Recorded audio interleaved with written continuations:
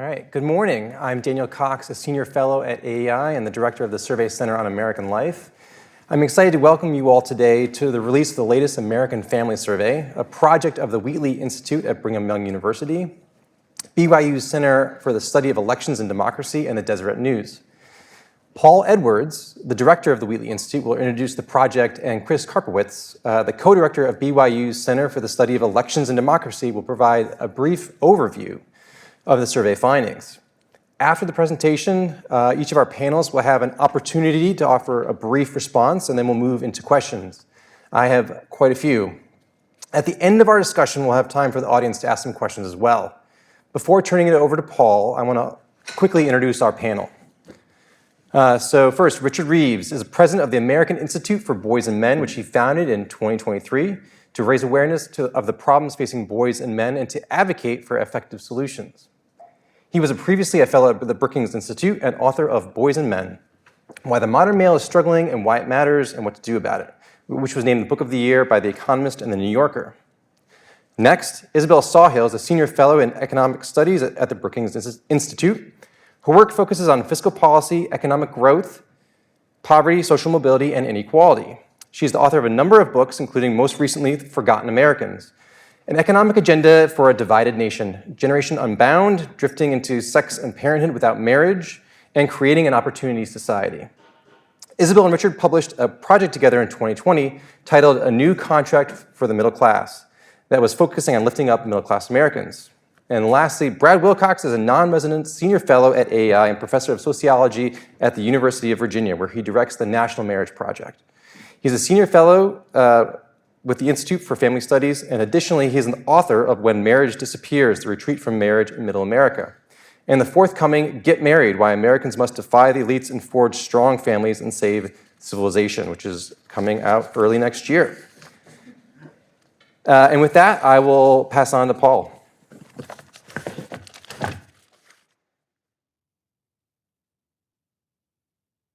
And thank you for all of you that are joining us here and online. It's really an honor to be here to talk just a little bit, give you a brief introduction to the survey itself. And I thought in its 9th year, it might be worthwhile to just say a little bit about the origin of this decade-old project and where we see it going in the future. So back in about 2011, the Deseret News in Salt Lake City underwent a major transformation. It embarked on a pretty ambitious effort to become a national voice for journalism and commentary related to the institutions of family and faith in America. And to accomplish this, the Deseret News, where I was editor at the time, we made a series of strategic investments and disinvestments. So for example, we found out that not many of you were reading our movie reviews at the Deseret News. And we stopped doing coverage of local arts and entertainment, those kinds of things, and reinvested those efforts into a strong enterprise team that was doing work specifically on issues related to family and faith. Far and away, the most important investment that we made at that time was to bring on board Allison Pond as the editor of that national journalism effort. I hired Allison primarily because of her, and Allison's here with us in the room today. You can't see her online. But we brought Allison on board. She brought tremendous analytical skills from her training at Georgetown and her work at Pew Research Center. And she just had exactly the right skills to help launch a national journalism effort. But after, it wasn't too long after being there that having Allison with us, that she began to pine for our own survey capability at Deseret News, recognizing that many of the efforts to do work in these areas around the institutions of faith and family being parasitic on other people's work didn't always get us to the questions that we were interested in answering. So many of our journalists, like Lois Collins, who's also in the room with us today, would be pursuing different kinds of stories and trying to bring data analysis into the work. And the data wasn't always taking us to the answers that we were seeking. And so although there were a series of missteps at the very beginning of this, we finally were able to convince, even against the objections of their dean at Brigham Young University, we brought on board Chris Karpowitz and Jeremy Pope, two very skilled political scientists at the Center for the Study of Elections and Democracy, who were eager to help us put together a survey on an annual basis on the family. So the next thing that came into play was the opportunity to put together a kind of dream team of an advisory board. And at the very heart of that, two of them are with us today, Brad Wilcox and Richard Reeves, helped to bring sort of different perspectives on that. And the fulcrum in that equation was Carlin Bowman, who's also with us today. We were also in that first year very fortunate to have with us the late Sarah McClanahan from Princeton University. And together, that advisory team and these analysts at Brigham Young University were able to put up an initial survey that was robust enough in its initial findings to see things not only reported in the Deseret News, but picked up by a number of national outlets, The Economist, The Washington Post, Wall Street Journal, and so on, in its very first year. So the survey had a tremendous launch, and we're really pleased that it has persisted. I stepped away from Deseret News a few years later. Allison stepped away as well, but they were smart to keep her on board as a project specialist. And that's allowed this now to come to almost 10 years of survey work. And as Chris reports out on the survey this morning, I think you'll see the benefits now of having the longitudinal data that has been consistently collected. There have been additions to the survey, modifications, but some core questions that have helped us to see genuine patterns over the last decade that are persistent and meaningful and somewhat concerning. So I'm going to just tease it up that way and just note that this year, the one minor modification is the introduction of the Wheatley Institute to be part of this. Wheatley Institute has stepped in to help provide some major funding. And as we go forward with this, we hope that the value add from our participation will now include bringing some skilled family scientists from the Brigham Young University community to add additional value to some of the survey questions going forward. But I'm going to now turn it over to Chris Karpowitz. Chris is back in Provo, Utah, and we have him on screen there. And Chris will be able to share some of the top-line findings of this year's American Family Survey. Thanks, Paul. I hope everyone can hear me well. It is delightful to be part of this event today, and I wish that I could be there in person. It is really wonderful for Jeremy and I to be able to work with Allison and Paul and Richard and Brad, Carlin, Dan, Isabel. It's just a great team, and we're really just very fortunate. This is, as Paul said, the 9th year of the American Family Survey. This is a an annual survey of 3,000 Americans. It was in the field this year in early August, and it's just a wonderful resource. And I only have time today to review a few of the initial findings. So let's jump right into that. I want to talk about, let's go to the next slide if we can. I can't quite see the slides from where I am, but hopefully we'll be able to, you can see them well. So we want to talk today about some problems that we see, as well as potential consistencies and differences in across party lines. Especially, we see some topics of considerable politicization and polarization, but also some points of unity. So we want to talk a little bit about that. Let's go to the next slide.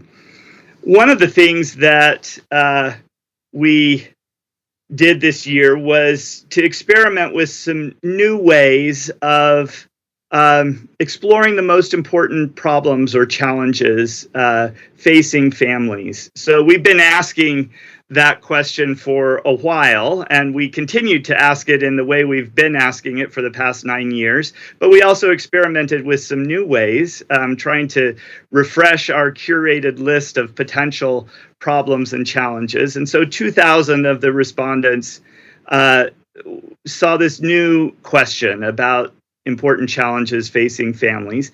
Half of those, 1,000 respondents, were asked about the challenges facing their families. So they were asked, what are the most important challenges facing your family? And you can see that the top, people could choose up to 3 from this list.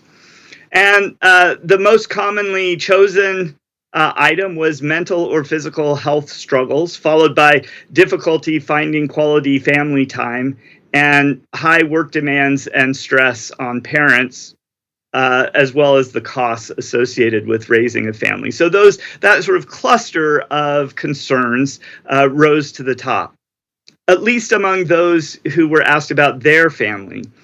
The other half of the 2,000 who saw this new question were randomly assigned to be asked about families generally in the United States. So let's go to the next slide, and we can see some differences between the priorities that the people who were asked about their own families had, and the priorities of people or the biggest concerns of the people who were asked about families generally.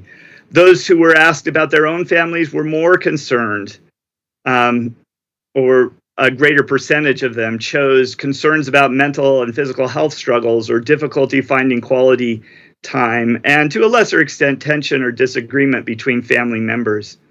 On the other hand, the group that was asked about families generally was comparatively more concerned about single-parent families and costs and parents' lack of commitment to each other.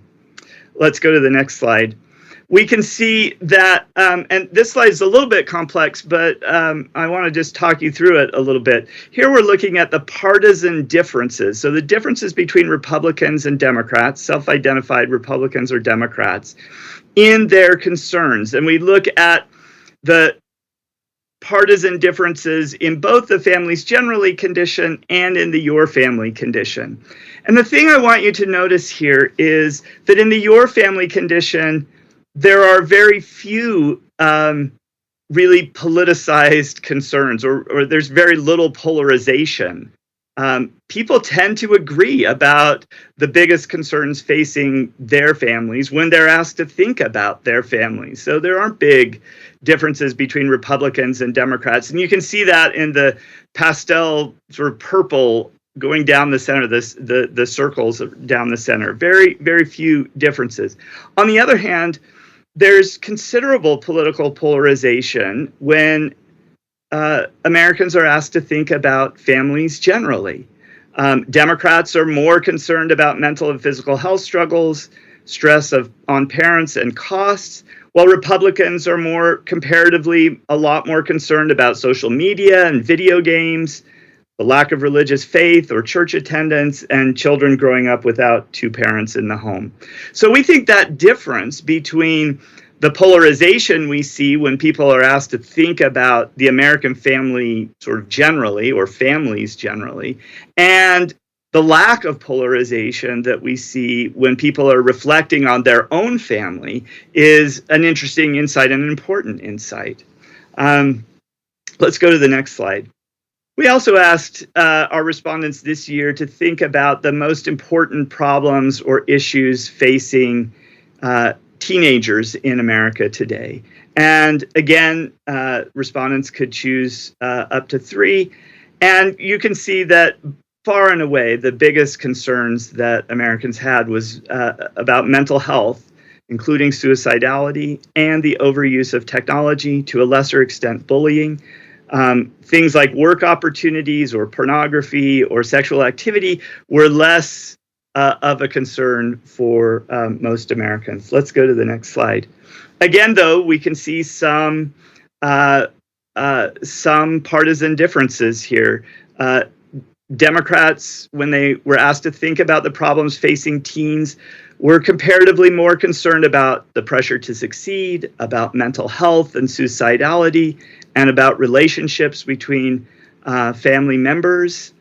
Republicans, on the other hand, were comparatively more concerned about family breakdown and divorce, poor quality schools, the overuse of technology. So we certainly see some partisan differences when people are asked to think about the issues facing teens today. Let's go to the next slide.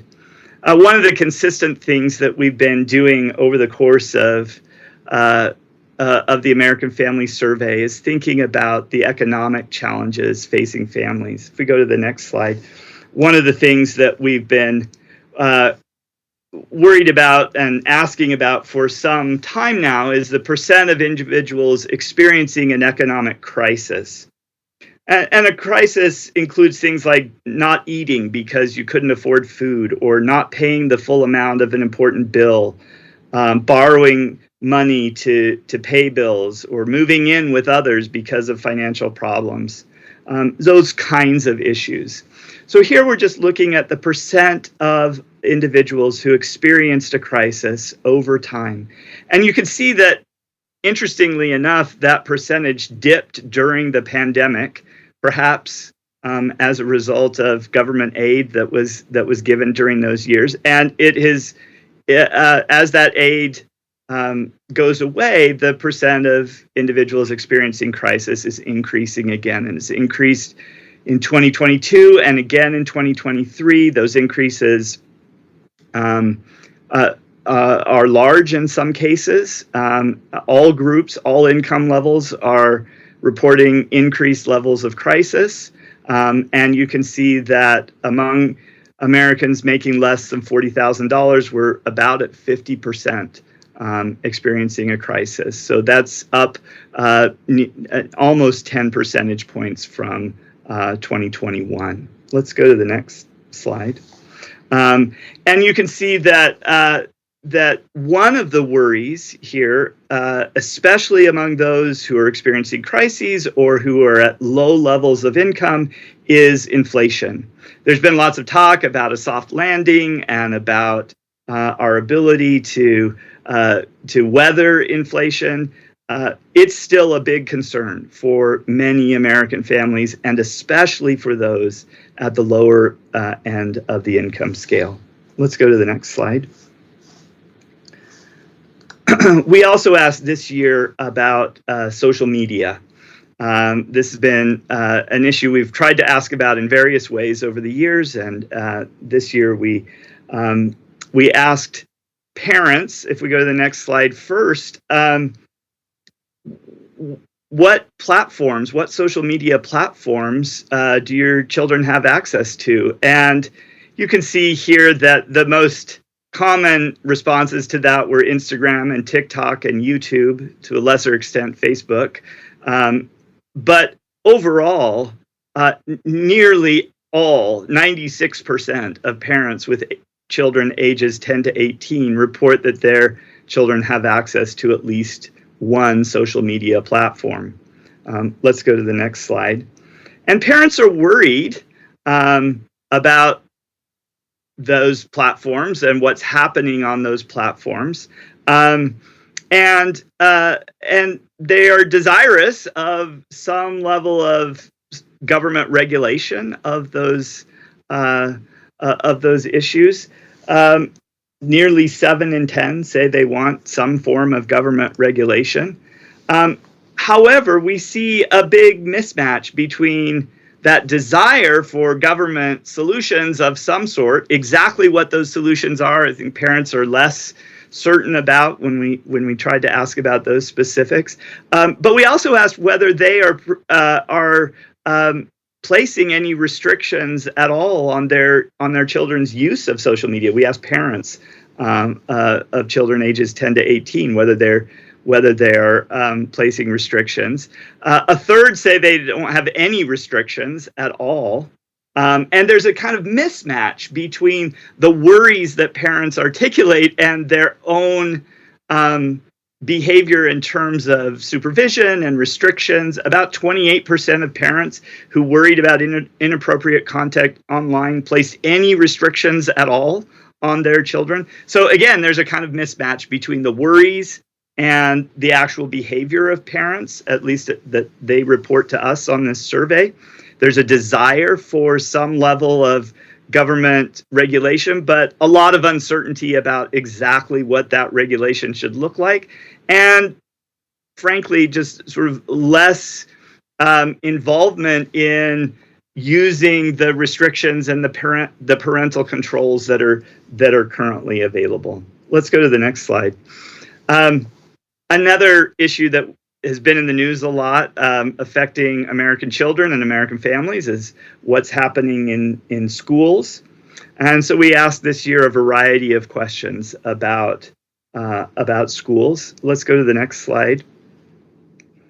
One of the things we asked about is what should schools be teaching more? And the overwhelming answer here is practical life skills. About 7 in 10 Americans said that schools spend too little time on that. That exceeds any other topic by 20 percentage points in terms of the sense that schools are not spending enough time on those issues.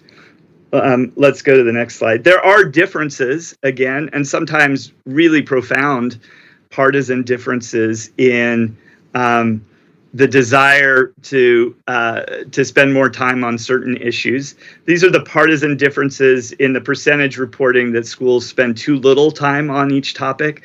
And you'll notice here the numbers are just extremely large. So Democrats, by a much greater percentage than Republicans, want schools to spend more time on racial issues, on sexual orientation and gender identity, on social and emotional learning. Republicans want to spend a lot more time than Democrats do on math, or at least a higher percentage of Republicans say too little time is being spent on math than Democrats. And again, just sort of generally, Republicans want to spend or feel like more Republicans feel like too little time is being spent on science, history, writing, math, the sort of core topics. As a political scientist, I do have to note that the one topic where there seems to be partisan agreement is government, and both sides feel that some additional time ought to be spent on politics and government. Let's move to the next slide. But when we ask about specific topics and whether or not schools are treating those topics in an even-handed way or in a biased way, we can see widespread concern about bias in public schools.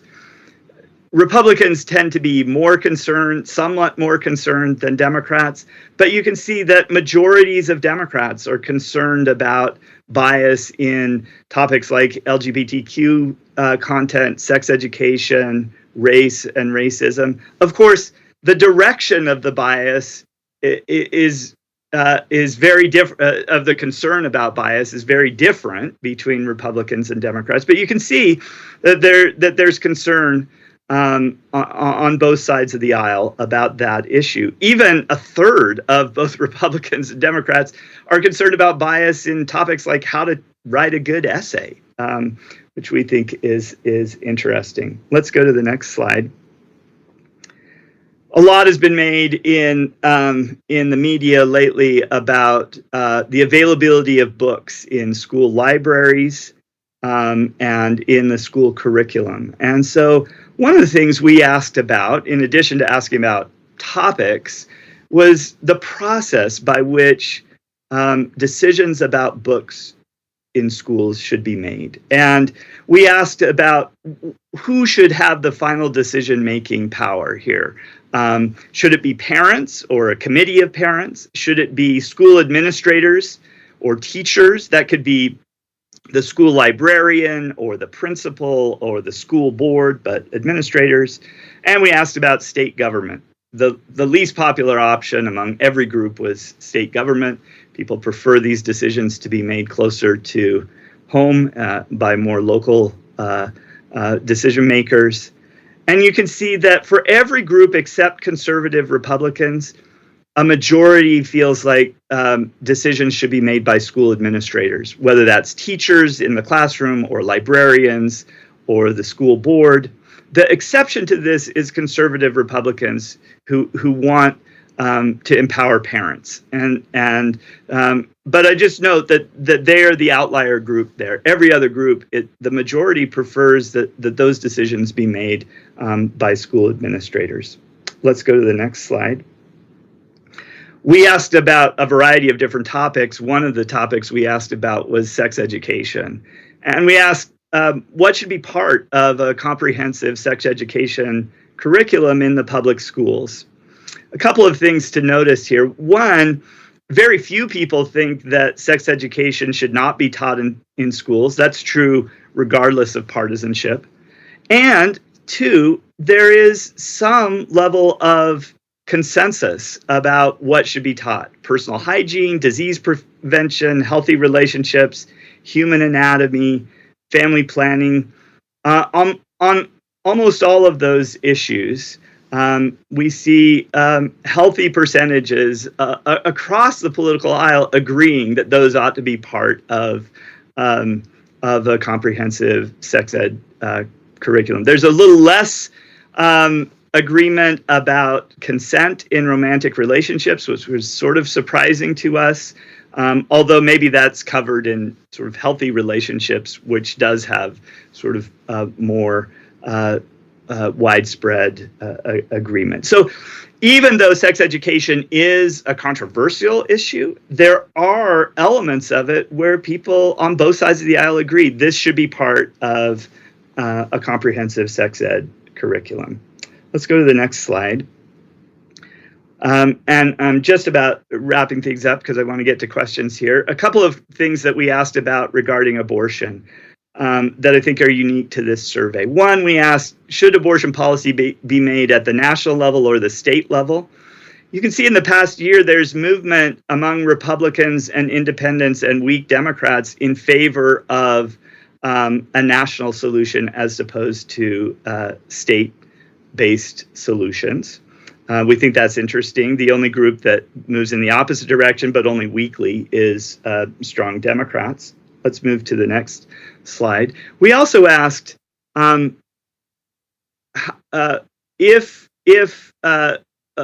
long during a pregnancy abortion should be available as an option. And a couple of things that I want you to notice about this particular slide. One, the extremes are not popular, at least not the majority, even within the parties. So among Republicans, 3 in 10 say that there should be no availability of abortion. That is, they would set the limit at 0 weeks.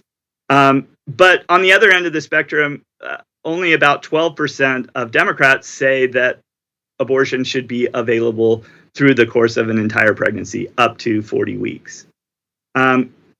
There is some possibility for some level of consensus somewhere in between those extremes. So of the group of Republicans so the 7 in 10 Republicans who don't favor abortion restrictions beginning at 0 weeks, the average is about at 12 weeks. Among Democrats, the average is about 18 to 19 weeks. So that's still a difference, but we think that there is some room for compromise on that issue. If the debate is about exactly when abortion restrictions should kick in, and we're having a debate about weeks, there is some common ground, or at least potential common ground, but it's not at the extremes for either pro-choice or pro-life groups. Let's go to the next slide.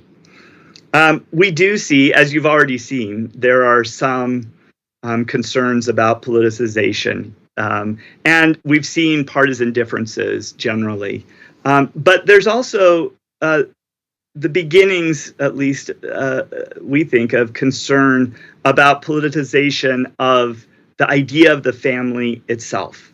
And we see concerns on both sides of the aisle.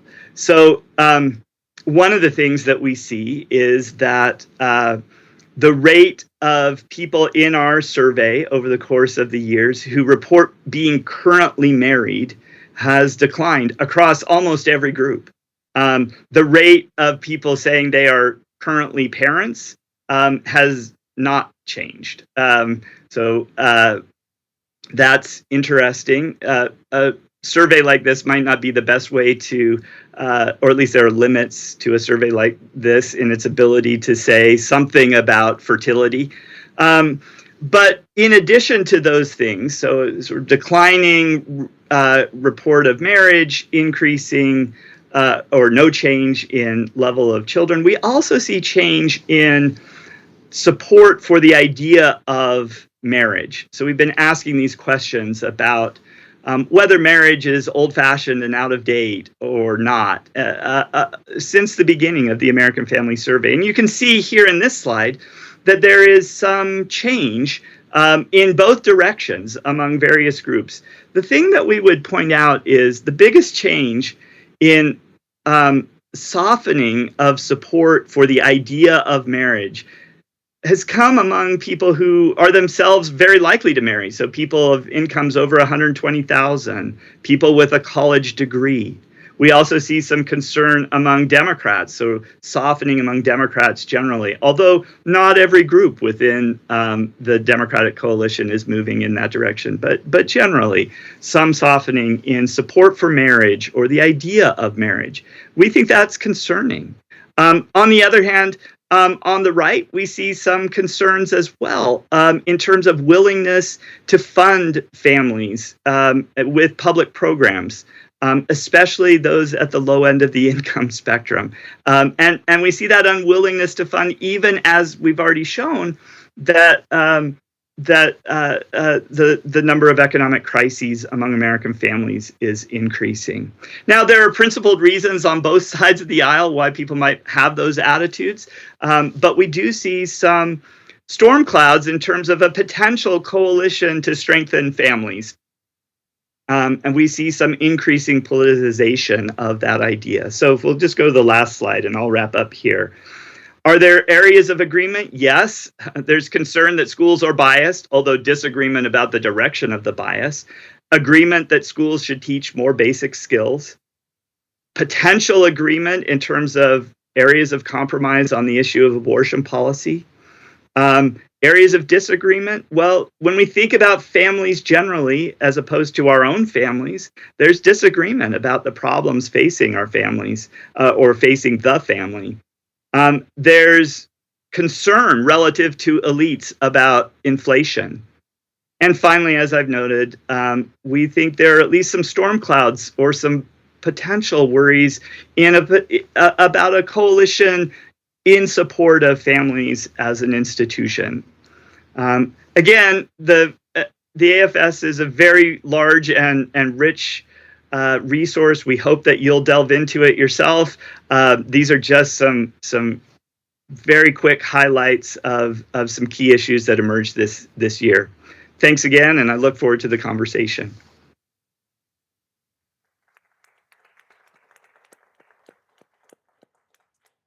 Thank you, Chris. I want to provide our panelists an opportunity to respond or make a comment on anything that they found particularly interesting in the survey. So in any particular order. Belle, you want to start?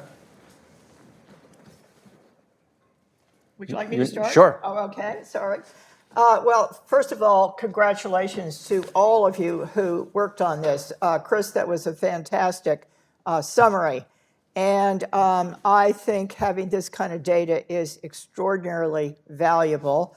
And I like the way this was structured in terms of trying to get at what concerns individual families and their actual experience, and what people think when they're being more political or ideological, what they think about the family as opposed to their own family. So I thought that was a very useful contrast.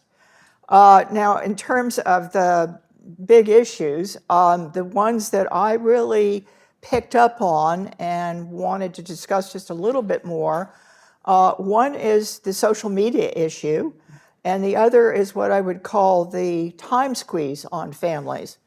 And on social media, I just find it fascinating that people are, well, and a little discouraging and troubling that people are very concerned about their kids and social media, but not do, and saying government should do something. Even conservatives are saying government should do something, but not doing something themselves.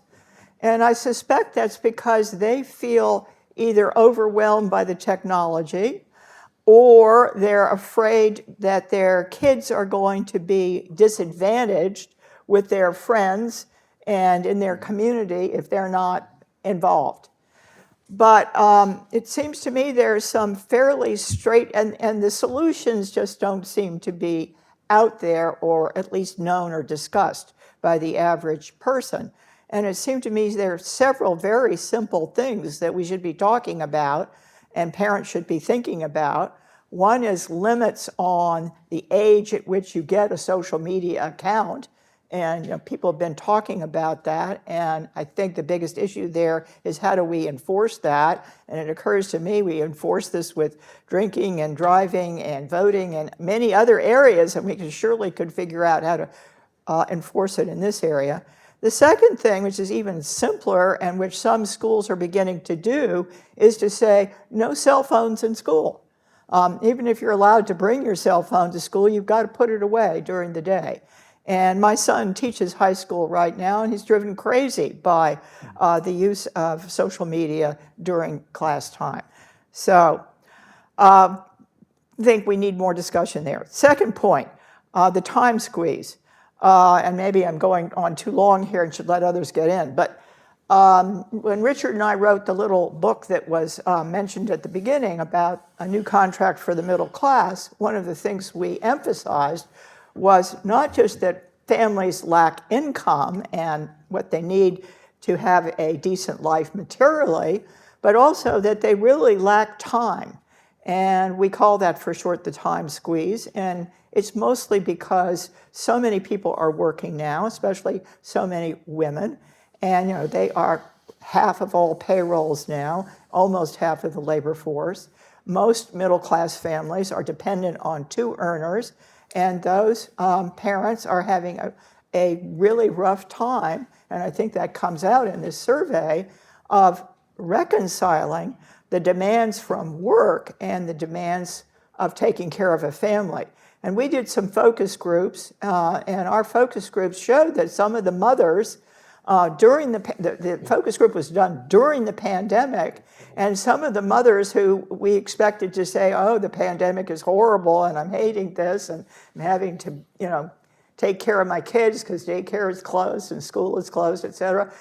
Instead, they said, oh, this is great. I have more flexibility and more time to spend with my kids.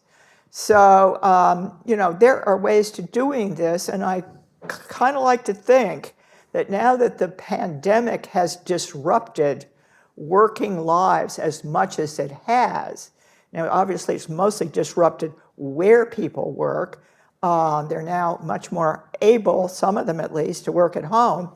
But we should be talking not just about where, but which hours and how much flexibility. And I'd even be provocative and say, because I've written about this, it's time to think about a shorter work week. And the other thing that Richard and I talked about in our book, by the way, was better alignment of school hours and work hours.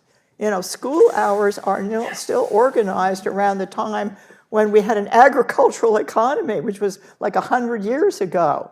And so kids get off in the summertime so they can help with the harvest or the planting. And, you know, that's just crazy nowadays. Anyway, I could go on and on about the time squeeze and about differences between America and Europe. The Europeans have got a much better response to all of this than we do in America. And by the way, it's one reason why the labor force participation of women in the U.S. is now dropping quite far below the labor force participation of women in some other advanced countries. But I'll stop there because I want to hear what others have to say. Yeah, I would love to get Brad on this. I know you've spent some time thinking about writing about the issue of social media and restrictions, and I wanted to pose this question actually, like how much of it is a collective action problem that parents are facing versus a knowledge problem, that there's just not enough awareness among parents on how pernicious social media actually is for teens? Yeah, thanks, Dan. And we have done some survey on this as well at IFS and have found that kind of when you look at parent attitudes towards family policies, the one policy area where there's a lot of consensus across partisan lines, Republicans, Democrats, Independents, is kind of a desire to have the government step in on the social media front and tech front more generally. So I think a lot of parents are struggling both with kind of the collective action problem that you're talking about. How do we kind of rein in our teenagers' tech use when all their friends are on it, and when their teams are using it, when their workplaces are using it. I've got a daughter working for Chick-fil-A, and she's scheduling her hours on so it's hard to kind of, on the one hand, sort of shut it down, and on the other hand, exercise some control as a parent. So I think the idea is that the state could sort of step in terms of creating some limits around sort of social media in terms of what age you're getting on, and getting parental permission. Even Meta now has acknowledged that they're willing to support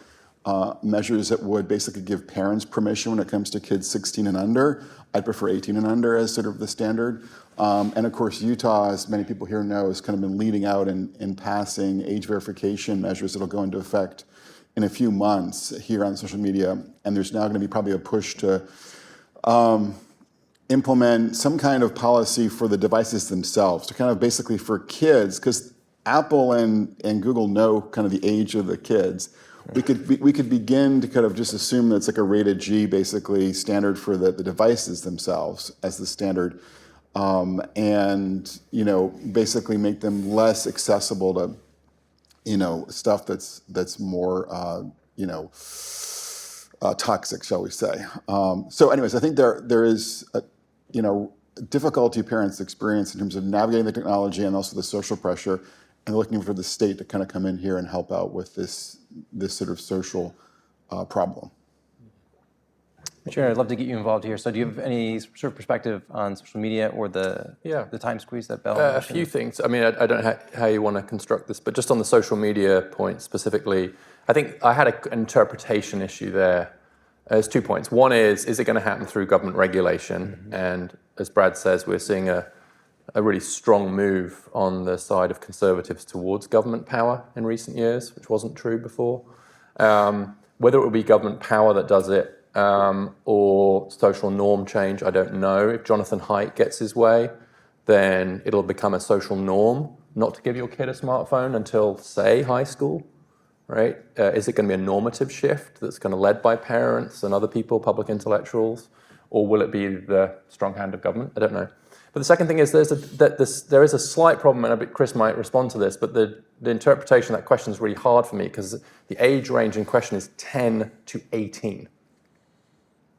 And having raised 3 boys through the ages of 10 to 18, I've got to tell you that regulating the social media use of an 18-year-old and a 10-year-old is not the same thing and shouldn't be the same thing. And so within that, I really do want to see age breakdowns. And is an artifact of the survey, but I just worry a little bit about that age range, right? An elementary school kid is not the same as someone that's driving and working. And I think the level of appropriate parental oversight of social media varies very significantly within that age range. So it's not to say that I don't think it's very useful, but that was kind of one of my reactions to that. Do you have any thoughts on video games too, which are also quite gendered? You see boys and young men much more active, spending a lot of time playing video games, particularly with their friends. Are we seeing the same? Do we know anything about how problematic that is? The amount of time they're spending on it, sort of the addictive qualities of online video game playing. Well, it's interesting. I mean, I was going to make this point, so you've set it up nicely, which is that there is a slight gap in how worried parents say they are about their sons and their daughters. They're about 10 percentage points more worried about their daughters than their sons. Now, they're worried about everyone. It's 82 and 72, so quite rightly, the authors don't overstate that. But then it's interesting, you look at those social media, the Instagram and TikTok, et cetera, and they do skew female, right? Whereas things like Discord, video gaming, et cetera, and of course, pornography skews hugely male. And so I worried a little bit about how we interpret some of those results. And it was also very striking to me when we think about the role of sex education. One of the questions in there is, should we be teaching in sex education the effects of pornography? And actually, there are as many people saying we should teach about gender identity in sex ed as the effects of pornography. And for Democrats, it was much more towards gender identity. And I think in a world where pornography is essentially ubiquitous and the use of it is essentially universal among boys and young men, for that not to be part of the curriculum, for boys and men not to understand what pornography is, what it can do to your brain, the risks of addiction, etc. That was in some ways for me one of the most troubling findings of the survey, which is that it suggested to me that parents are not taking seriously enough the potential effects of pornography. I don't think we yet know exactly what they are. One thing, it's really hard to get a control group. You can't get a control group. I mean, you actually can't. It's an actual problem in the research. There's no control group now. And so it's very hard to know what's going on there, but I thought at the very least, that should be something that we're helping boys and young men to navigate, because it's a wholly different world. This might be a question for Chris, but you mentioned this was a puzzling finding on the consent question as part of sex ed curriculum. And I was wondering if we saw any, or you saw any gender differences there, or how people were interpreting that question, because the partisan division there was quite stark. Yeah, that's a really good question.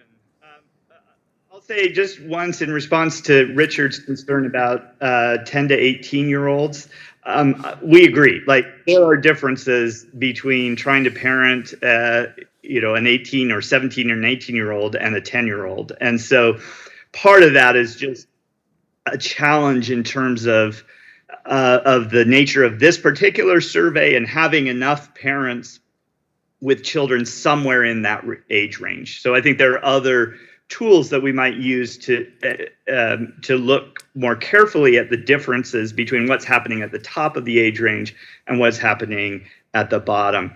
In terms of the consent, this really was a striking finding for us. We did not expect that the result. We expected that there would just be a lot of agreement that consent ought to be an important element to discuss. We didn't see dramatic gender differences. We wondered if Republicans were expressing less willingness to focus on consent in romantic relationships because they were emphasizing other things like healthy relationships more generally, or maybe the benefits of marriage, but even the benefits of marriage don't get majority support from Republicans in terms of being part of sex ed curriculum. So this was a puzzle for us, and I think it's definitely something worth additional investigation going forward. Mm-hmm. Can I add something? Yeah. It's a broader point that I wanted to get on the table quite early, which is I realized I was struggling to believe some of these results. And by that, what I mean is I was struggling to believe that I could take them at face value. And the conclusion I came to, which I wanted to test on you all, was that I'll state it strongly for the sake of the argument. In the midst of a culture war, it's very difficult to take the answers to questions about culture at face value. So, for example, take one from each side. 1 in 4 Republicans say we shouldn't teach the history of racism and race relations in our schools. We should not teach that. That's what right? That's what it says, Chris, right? Yes, that's right. Now, if we went to those Republicans and said, do you think we shouldn't be teaching about slavery and Martin Luther King and Rosa Parks and the civil rights movement? I don't think they'd say yes. I think they're hearing something else. I think they're hearing critical race theory. I think they're answering the question that they think lies behind the question, all right? And so you could respond to that by saying, can you believe it? 1 in 4 Republicans don't want us to teach about Martin Luther King or whatever, but that's not what they're saying. Similarly with Democrats, 1 in 4 Democrats say you should be allowed to have an abortion at 40 weeks. If we went to those Democrats and said, do you think that a woman who's 39 weeks pregnant should be able to walk into her doctors and say, I've changed my mind, I want an abortion and get it? Probably not. What they're thinking is that woman's going to be denied life-saving care in late abortion because of abortion laws. So in other words, they're hearing a question behind the question. They're answering the cultural question through their partisan take about what that might mean. And so I think it's just incredibly hard in this environment to know what to do with those questions. And if we report them or talk about them irresponsibly, it fuels the very culture war, which is leading people to answer the questions in a way that makes it impossible to take them at face value. You know, it's so interesting because I had exactly the same reaction. And I'll give another example, which is on the sex education issue. I can remember 10, 15, even 20 years ago, the big issue in the whole public debate about sex education was abstinence versus family planning. I mean, there were articles in the newspapers about it, public intellectuals were discussing it, it was in legislation on the Hill, and it was just all over the public discussion. So what the public discourse is dominated by affects what people in a survey like this say. So I very much agree with what Richard is saying, and I can see many examples of it. And I think one of the things we need to then grapple with, and I don't really know the answer here, is that those of us who work in the kind of jobs that the people on this panel have, and in the media, and in other areas that affect the public discourse, bear some responsibility for all of this. And I think one of the good things about the survey is that and why the division between your family and the family is so important is because you're trying to get at that. Yes. I mean, I was amazed by the abortion data. I mean, that there's so few people at the extremes on both ends. Right. And it should be very easy to find a compromise in the middle there, you know, between 12 and 20 weeks, let me say. You know, I mean, whatever, it's there. I want to speak up as a pollster here, Richard, and respond. I do think that's right on really complex questions that a single data point, a single response is not going to provide you with clarity.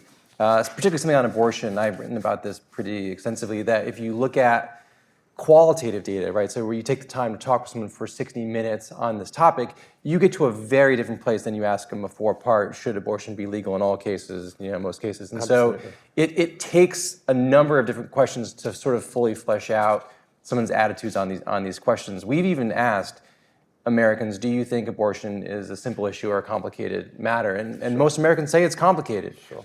On the question of the earlier question you brought up, I think it's about trust, having trust in the institution. So it's not that I think so many Republicans or conservatives don't want sort of flat out refusing to wanting to teach about the legacy of slavery and the history in the U.S., it's that there's not as much trust that teachers will handle it appropriately or correctly. I think that's my point. It's how that will be taught. What do you mean by that? Because I don't know if you went back 20 years, that question is not complicated. It is should the teaching of the history of racism and race relations be a required part of the curriculum? Right. That's a pretty straightforward question, right? But it's not being answered in a straightforward way for the reasons you identify. Because it's like, well, that depends. How are you going to teach it? What does that mean? it's not taken as a plain question. Whereas I think if it was just a plain question, how many people would really not want to teach the history of racism and race relations in the US? It's hard to imagine anybody really not wanting to teach that. That would be absurd. Although I think there's probably more than you might think, and I think also like the context matters. Like if you're talking about like your kid's school, again, where people like parents have more insight, more control over what goes on a little bit, versus like American school education more broadly, I think that you're also going to get some differential responses. Yeah, but I think speaking up for the Republicans, in the poll, I mean, just in my own county, we've seen a really radical shift in how race and gender are covered in our public schools in the last 3 years. And we have white, Black, and Hispanic kids in my family, and generally I would be happy for the public schools to talk about the history of American race relations and slavery and Jim Crow and everything else. But the way it's now handled in our public schools raises so many red flags for us as folks who believe in kind of the classic American creed, and who don't want to kind of have our public schools sort of like rating kids by their levels of oppression and things like that. That these kinds of things unfortunately have entered their way into our public school curricula and our local school system. So there's just the way in which they've been handled since 2020 in many public schools, including our own local ones in Albemarle County, has just been raising lots of concerns for more right-leaning parents like like our family. That's the question behind the question. Right. Is how it's being taught and what that means. So. Dan, can I jump in on this topic? Please. Because I agree, Richard, that there is a lot going on here. And I think it comes out in two ways. One is when we directly ask, are you worried about bias in schools? Both sides say yes. And very large percentages of both sides say yes. They're, of course, worried about different kinds of bias. The direction of the bias is totally different. But both sides say, yeah, this is a really fraught issue, and I'm worried that the other side is going to handle it in ways that are problematic. And especially if the other side controls these local institutions. And so I think that's worrisome. And I totally agree with Bell that I think one of the biggest findings of the survey is the difference between the way people see their own family and the way they see the idea of the family generally. And I think that's exactly where this sort of culture war challenge comes out. When you ask people to think about their own experiences in their own families, there's very little polarization. They're worried about basically the same things on both sides of the aisle. When you ask them to think about the family generally, right, then responses polarize in ways that are concerning. And I think it's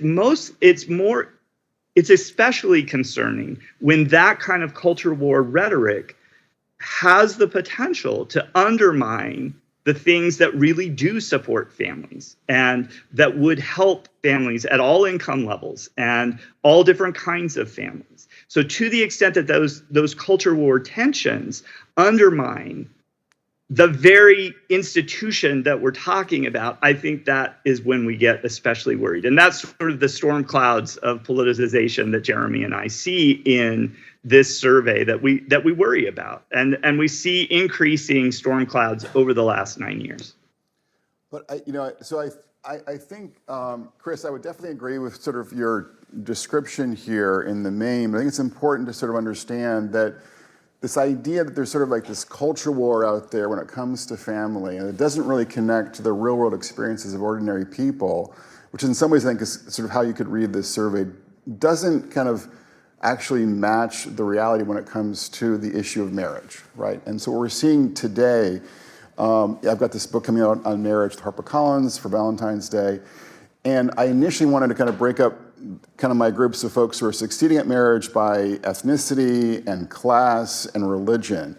But as I ran the numbers, Chris, what I saw over and over again was that when I inserted ideology into the models, it did a very good job of predicting both who was getting married and who was happily married, above and beyond controls for religion, right? And I was completely surprised by this, right? So, and what I'm saying is that when you look at how conservatives function, what you see is that they're more likely to get married now in the first place, and they're also more likely to be happily married in the second place. We see this also in using this data from last year, the American Family Survey data from last year.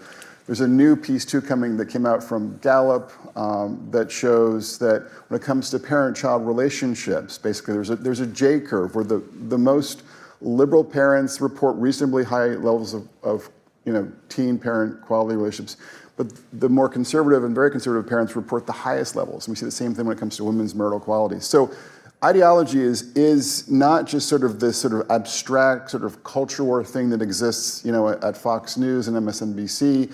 It also sort of shaping the context and character of American family life in very real and practical ways. And however it's working out, what we are seeing is that more conservative Americans especially are more likely, number one, I guess, to get married, number two, to be happily married. And now we're seeing with this new Gallup data to be, reporting higher quality relationships with their parents and teens. Now, the problem I would say as a conservative is that on a variety of other fronts, obviously, conservatives have a pretty bad reputation in the public eye. And so I think the fact that conservatives are both articulating more support for marriage and family on the one hand, and in some ways doing better in the actual practice of marriage and family on the other hand, isn't as welcome a development in the larger public square, just because there's so many other concerns on things like politics and sort of how we do work and family and gender that make folks in the middle, especially folks on the left, become skeptical about any kinds of conservative arguments regarding marriage. So I think the challenge facing us when it comes to the family is that, in part, is that even though conservatives, I think, are doing better on many family fronts, their ability to kind of shape the larger conversation and sort of the practice of American family life is limited because of the way in which they're sort of perceived to be out of touch or worse on a variety of other issues. Could I ask a question of Brad about marriage? Yeah. I mean, by the way, I thought it was fascinating in the data where it showed that Democrats are moving towards marrying more but supporting it less. And, we've all talked about that and, why is that and why is it that, more affluent liberals are not talking and preaching what they practice.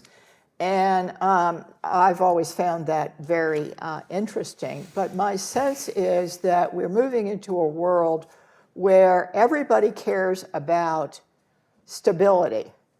And Richard and I have talked about this. And if we're moving into a world in which even the affluent are getting married a little less, but are cohabiting in stable ways, and I know you and I have both written, Brad, that the stability, cohabiting is not as stable as marriage, and I'm not arguing that it is right now. But is that maybe what we're moving towards, and would the consensus then be that that stability is and commitment is what matters? Or do you still feel that the marriage thing itself is very critical? Summarize your book. Summarize your book in 2 minutes. Sorry, Brad, but So I think we are seeing a slight uptick in the share of kids who are living in two-parent cohabiting households. It's pretty clear from the data that that's happening. But I think it's still the case that there's more instability, for those families, and that's one of my big concerns. But what I'm also trying to articulate too this morning is that it's not just sort of the marital status of parents and adults that matters. But when you look at the GSS, when you look at the American Family Survey, look at this new Gallup, data, what we're seeing is that American adults who identify marriage as a core institution, who kind of embrace the norms of marriage, who think that marriage matters for their children or for children in general, those folks tend to be enjoying, higher quality marriages. And we're seeing with this new Gallup research, they're also reporting higher quality parent-child relationships. So I think kind of having that horizon, that marital horizon, if you will, that Jason Carroll has talked about, is helpful in terms of kind of giving people a sense of, a normative context that lends a greater sense of commitment and trust and security and a sense of the future for them as a family that, tends to redound to their benefit. So I do see. I'm talking about your grandchildren, though. How are they going to feel? I'm sorry, I don't want to. Well, Probably depends on their politics a little bit. Yeah, I mean, I think that's a great question. But I'm just saying, what's interesting about even this survey is that there's kind of looks like more polarization on the marriage attitudes, right? And so it just depends on how that all plays out. But I'm saying kind of also as a sociologist, it kind of makes sense, right? That if people, and of course, it could be the case that marriage will die out, relatively speaking, in the next 50 years. But it makes sense kind of theoretically that people who would kind of embrace these classic norms around this core institution would tend to have not just families that are more stable, but we're now seeing families where there is, on average, higher quality interactions. And so if that's the case and people are kind of noticing that, you might see kind of a dedicated minority of folks going forward kind of gravitating towards the institution as a site where they can experience a higher quality family life, even as the larger society is kind of disengaging from this institution as well at the same time. I want to put one more thing on the table too, and then Richard would love to hear from you. So, Brad, you and I were talking about this earlier. The gender divide in all this is really kind of fascinating. So, in a survey that we conducted that I wrote up recently, we find that young women are least likely to think that women overall benefit from marriage. And how much of that is about the messages that they're receiving, or you talked about conservatives, maybe probably not being the best messengers for marriage for progressive women, but like, is it the absence of other liberal elites sort of like taking the space and sort of saying, no, actually, there's a good pathway here, and it is children in so yeah, it's loving fascinating marriage. so we saw both your survey recently basically saying that women report that they think that women don't benefit as much from marriage as men do, and then there's this new great piece in Vox yesterday by Rachel Cohen talking about kind of in many ways the kind of really negative messages that contemporary young progressive women are getting about both marriage and motherhood. Motherhood she's focusing on primarily, but it's sort of the package deal, that's sort of domestic family arenas. So yeah, I think that's the challenge, is that there is a lot of negative press, about marriage and family that is sort of targeting young women, especially progressive women, and affecting, I think, their perspective. But at least in the GSS, what we see is that women who are married with kids, especially kind of in their prime years, so to speak, are the happiest women out there. So when you look at kind of who's the happiest, you see that both married fathers and married mothers in their prime years in the GSS are the happiest adults in the US. So there's this kind of like weird, disjunction between what people are reporting, as long as they're married with kids, and sort of the rep that married motherhood gets in the culture, particularly among more progressive young women. Well, there is a time squeeze for those women, and they really know that. I wonder if it's about the men as well. So, putting on my Institute for Boys and Men hat for a moment, is this a demand side problem or a supply side problem? Yes. I think for a lot of young women, it's not that they're necessarily against marriage in principle. It's just that they look around at the men that they're in their cohort and say, well, yeah, great in theory, but sorry, where is he? Which is actually, a lot of young men are struggling, and in ways that can be, you can roll our eyes at it or whatever. But I did want to make the point that one very tragic and hard outcome of men struggling is male suicide, and suicidality came out as the biggest worry. Suicidality has risen, and it's higher among girls than boys based on the self-reports.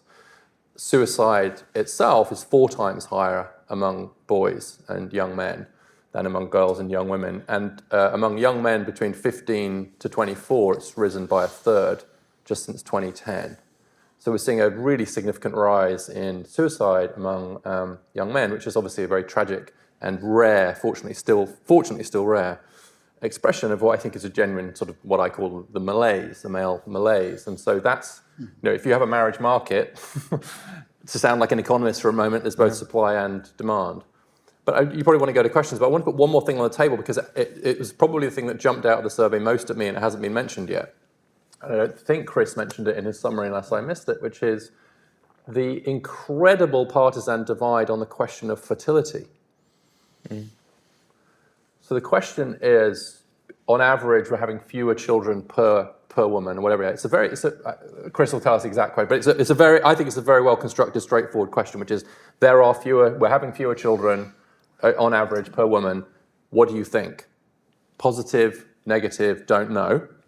Democrats say that declining fertility rates, 27% say it's a negative thing, 32% say it's a positive thing. So, and then a bunch in the middle. But you've got, so +5 overall net in favor of declining fertility. Republicans, 55% say it's a negative thing versus 15% saying it's a positive thing. So -40 net. There are big partisan gaps in the survey, but I'm not sure many of them get quite, I mean, that's glaring. And I don't know what to think of that, and I would love other people to kind of weigh in on it, but it seems to me that's something quite deep. That's almost visceral. That's, what does a flourishing society look like? What is the future like? Are we all going to hell in the handcart because of climate change and whatever it is? So they better not have kids, and kids stop women earning money, and yeah, this whole kid thing is maybe overdone. And on the other hand, it's like, actually, a lot of conservatives would be like, a flourishing society is one where people want to have children, are having more children. Children are great, let's have more children. And so, of all the questions in the survey, that seemed to me to tap into something quite deep, and the differences were not trivial. So I don't know what you, Brad, you Yeah, I think we've all talked about it. Yeah, I could talk Right. about this for a long Yeah. time, but I think I want to defer to our moderator here, where he wants Yeah. to go. I think we can open up to audience questions.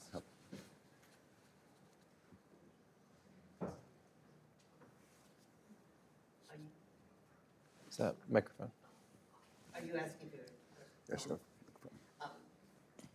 Thank you. I'm Peggy Orchowski. I'm a congressional reporter. I'm an old-fashioned reporter, and I'm really shocked about what's happening in the media. And you're absolutely right. Media takes everything very simply, as if it's a football game. You're either pro-immigrant or you're anti-immigrant. You're either for abortions, and they never mention the word limits. So I'm calling it spin by omission. All we have to do in the think tank is add that word. That's great. People want access to abortions with the limits. People are for immigration that are legal. Just add the word, but the press won't do it.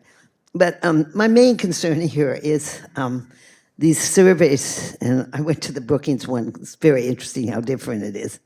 But nobody mentions what is now being considered the biggest health problem in the United States, and that is loneliness. And I wonder that you don't address that question, but it also involves the largest increased population, and that's seniors.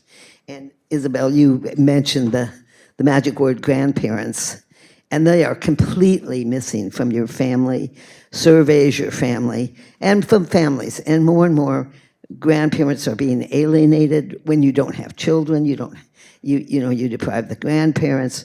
The grandparents are being left out of the children's lives. And I would like to see some attention to that. A growing population in the United States, and it has a lot to do with loneliness. So that's. I'll mention this one piece, but actually takes that question in the opposite direction, and it's about, I think, mostly millennial, maybe young ex or parents who want support from their own parents for childcare, for maybe financial support as well, and they're not getting it because the baby boomer grandparents want to do their own thing and live their own lives and enjoy their retirements. So it could be there's like some sort of perception gap on either side, where maybe one side feels like they're being too demanding, or the other side's not being flexible enough. But I think there is something here, certainly anecdotally, that we're sort of. It's not either or. Yeah. It's not you're either a grandparent or you're working. No, it's both. And I think geographic mobility has played into this a lot. I think the data show, but Richard has done a lot of work on this and want him to come in, but that loneliness is higher amongst the older population. And it does have something to do with everything we've talked about. And so, but I mean, I also think it's a very subjective construct. I mean, I don't know if I'm lonely or not. Some days I feel I am, and some days I feel I'm not. And, what does it even mean? But go ahead, Richard. You've done a lot of thinking about this. No? I think Brad had something to say. Okay. I think sort of thinking about this from a sort of the classic sociological Durkheimian perspective, not sort of the subjective piece, but just sort of how much interaction are people having. And I think thinking too about just the value of touch.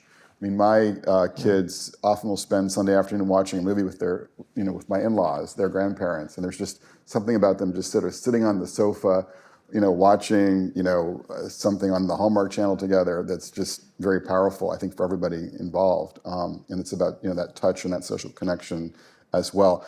And unfortunately, I think we are seeing some evidence that, there are fewer older adults living close to grandkids or adult children in terms of just the demographic trends. Then we are seeing, of course, too, among young adults, projections that kind of 1 in 4, young adults today will never have children. We've never been in this place where there's going to be so much childlessness sort of unfolding among, the young adults in their 20s today. So that has obvious implications for both their own, parents and beyond the larger society. So I do think we're going to see a society that's going to be a lot more, it's not going to be as extreme as Japan or South Korea, but we're going to see many more older adults in the next 20 and 30 and 40 years kind of heading into their 70s and 80s without the benefit of grandchildren. And I think that's going to be really hard, not for every one of them, obviously, but for many of them, just given the power of the ties between grandparents and grandchildren. I don't think that anything makes you appreciate your parents, flaws and all, more than having kids yourself. Dan, could I just jump in here Yeah. really quickly, just to say, in 2022 we did a whole series of questions about grandparents. So I would just point the questioner to our report last year. We've also been asking about loneliness since the pandemic. We did not since just before the pandemic. We did not see a big wave of loneliness during the pandemic, at least on these questions. But the single biggest factor for people saying they were lonely was whether or not they were in a healthy relationship. And so people who were in a healthy relationship were just a lot less likely to say they were lonely. But I think both of these questions that the questioner is raising are very important. And I just point to some of our past reports on these issues where we've really tried to delve into the role grandparents play in family life in some detail.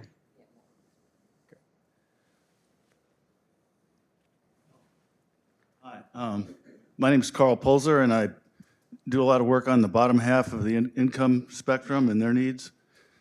I know this might be beyond the scope of the survey, but I think some of these issues need a little more analysis by income, distributional analysis, and the time squeeze comes to mind.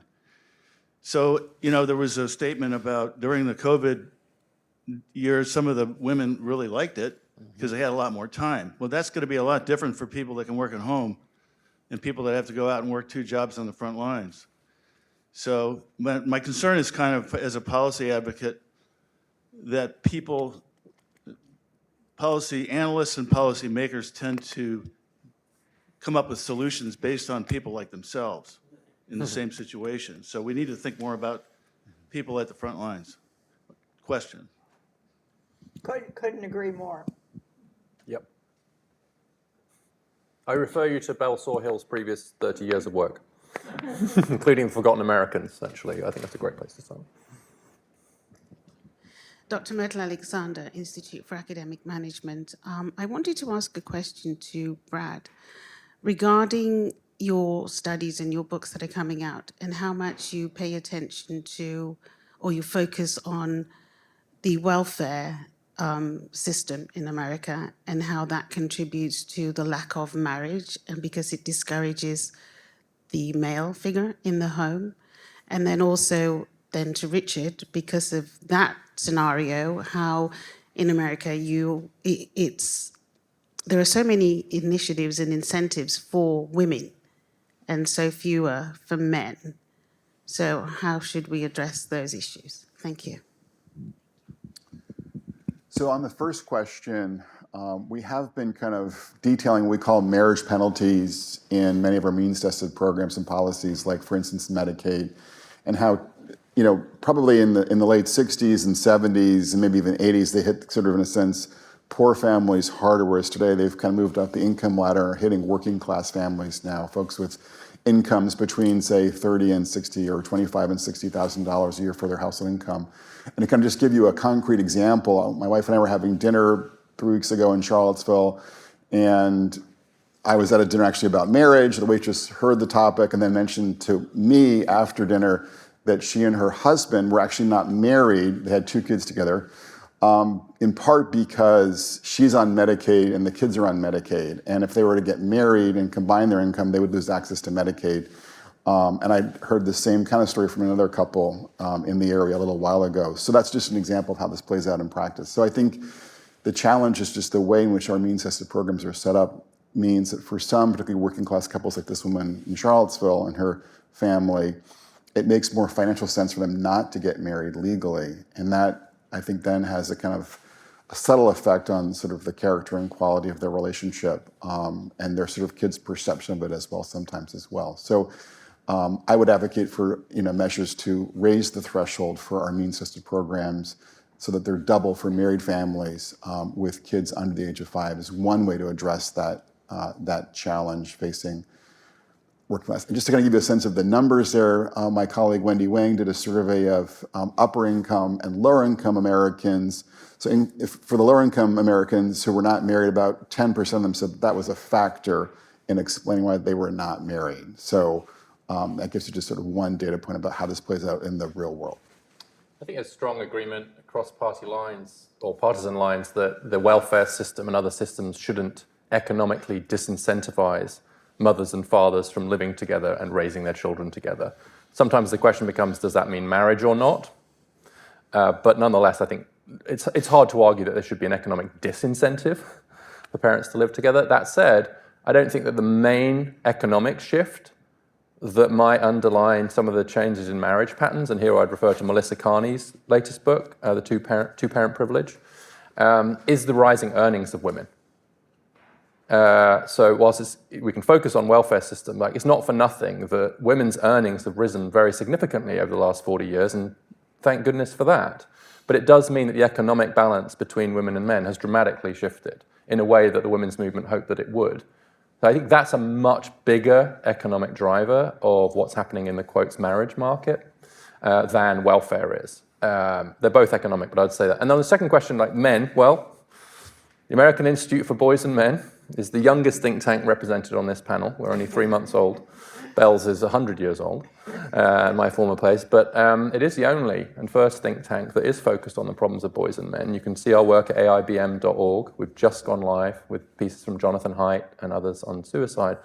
And I think we're at a point now where we have to realize that if we want families to flourish, if we want women to flourish, we want children to flourish, we need men to flourish.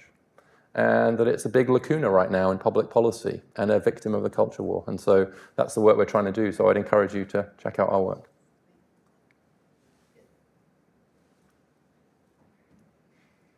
My name is Jo Freeman. I write mostly about women in politics, but I didn't hear you mention housing.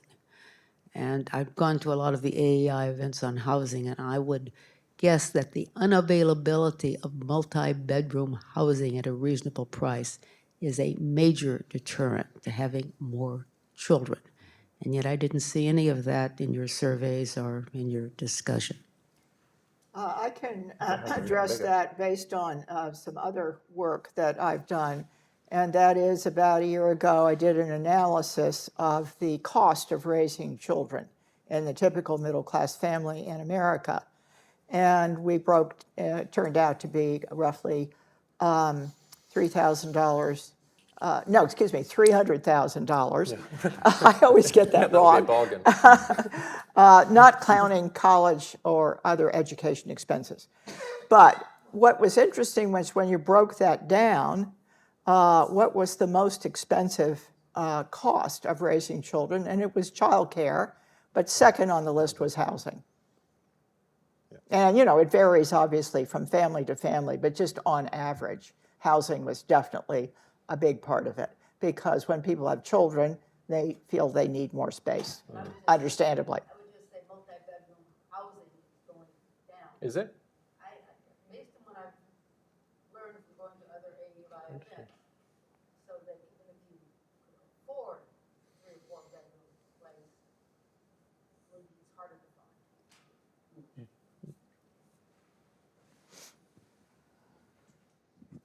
Hi, I'm Anna Claire Flowers. I'm a PhD student and affiliated with the Mercatus Center.